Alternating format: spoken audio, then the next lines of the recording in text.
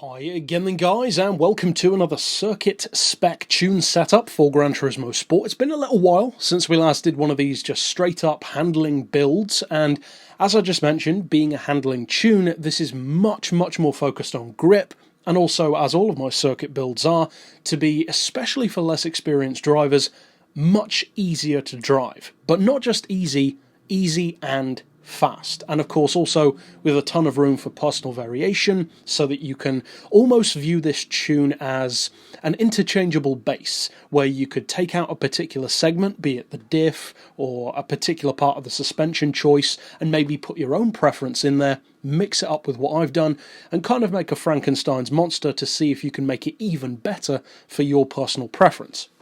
Now for this particular build, I chose to do the Group 2 Super GT Nissan. We might do the other two as well at some point, and of course I wanted this tune, as with all of my circuit builds, to be balance of performance friendly, so that it's much more of just a technical tune rather than increasing the power and decreasing the weight. Now you can do that if you want to. You can increase the power as far as possible, you could decrease it, likewise with the weight, but this is stock. As far as upgrades go, we've just tuned it. And those are two very different things, of course. Now, traction control I've got turned off. This is a very forgiving car, one of the most forgiving race cars in the game, I would actually say, especially rear-wheel drive ones. So I'd recommend having that off. If you want to have it on, or if you feel that you have to, I'd recommend keeping it low, maybe put it on 1 for instance to begin with, but if at all possible, try to unlearn that and use it without it, because you will be quicker ultimately. We've got racing hard tyres just to show what it can do. Of course, mediums or softs will be even quicker. As far as the balance, we haven't touched that. Again, if you want to, by all means. As far as the ride height, I've dropped the front as far as possible, down to 45. The rear is on 55, so a little bit higher. That also helps with the turn-in, and also reduces the amount of lunge under braking. It's pretty stiff anyway, so you don't get anywhere near as much lunge, of course, as a road car, but there's still some. As far as the frequency, I've slightly decreased that to 3.9. As far as the anti-roll, I've got those on 6 and 5. Compression on the dampers, of course, on 55, 84 on the rebound. I'm running neutral camber and neutral toe.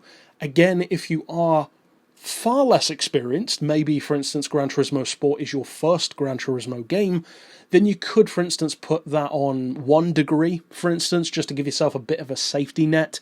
But I don't think you really need it. It's a very forgiving car. As I said, it's more down to careful use of throttle rather than anything else, so as long as you have a bit of self-control with that, you'll do it pretty well. You don't need the camber, really. As far as Aero, running the full downforce, because this is much more of a technical tune than something, for instance, for a more high-speed flow kind of circuit. Of course, reduce the Aero if you feel the need, or if you just want to try something different. As far as the diff, I've gone for the lowest settings all round. Again, as I've said before, my diff settings definitely aren't to everyone's taste. I like the car to be kind of aggressive, but not really, if that makes any sense. It doesn't really make sense, I know what I mean by it, where the cars, they do exactly what you want them to do at any given time, but at the same time, they're not particularly difficult to drive. That's what I mean. They're aggressively fast, but not aggressively difficult, if that makes sense. So if you want to change those settings, by all means you can. If especially you already know something that you prefer, by all means try it out. It might even be better, of course. As far as the transmission, or aka the gearbox, I haven't changed any of that, and the reason why, of course, is because the power in particular is stock. We haven't upgraded it. So again, you'll need to change the gearing really only if you increase or decrease the power. As far as stock goes, they're pretty good ratios. They're relatively long. First gear is quite long compared to some other race cars. So if you feel the need to change it, make it a bit longer if you want more top-end speed. Likewise, make them a bit shorter if you want better acceleration, or at least to get through the gears quicker. So that's it for the tune. Of course, you can adjust all of the settings as needed, and then if you find something doesn't work as well, you could just come back to this tune and reset it from here, in effect. So all that remains, of course, is to take it out on a circuit to see what it can do. Now, as far as this particular tune goes, I've taken it to the same circuit, Suzuka, where we first introduced this car on the channel in the rivals match between this, the Honda and the Lexus. Now, the lap time on this one is a little bit slower than it was with that car. even though that car was also not upgraded, but the difference is this one is designed to be easier to use. So, of course, a car that's forgiving will not always be the fastest. In fact, more often than not, it specifically won't be. More challenging cars are generally more rewarding. But as with all of my tunes, this is designed to be as accessible to as many people as possible. I don't make tunes for the top 1% of people.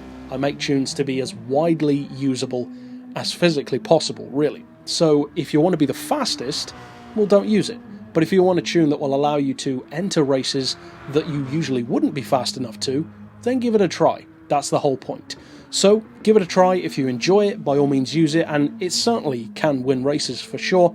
It's more down to the drivers than the car, so I have no doubt that people could use this tune and go faster than I did. That's what I hope happens. That's the whole point of the tutorials. But that's it for this tune. Of course, you can click through at the end for plenty more, and I'll see you guys next time. But for now, as always, thanks for watching.